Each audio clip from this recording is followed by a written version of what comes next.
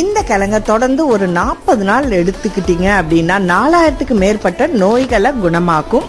இந்த கிழங்குல நீங்க சூப் வைக்கலாம், சட்னி செஞ்சு சாப்பிடலாம், அவ்வளோ பெனிஃபிட் இருக்குங்க. மேல உள்ள தோலெல்லாம் எடுத்து வச்சிடுங்க. இப்ப நான் அளவோட சொல்றேன். மிளகு ஒரு 10 கிராம் அளவுக்கும், சீரகம் ஒரு 10 கிராம் அளவுக்கும், இஞ்சி ஒரு சின்ன துண்டு, பூண்டு ஒரு 6-7 பல்லு அதை அரைச்சிடுங்க. அதோட நம்ம கிழங்க கட் பண்ணி வச்சிருக்கோம், அதையும் சேர்த்து மிக்சியில அரைச்சி எடுத்துருங்க.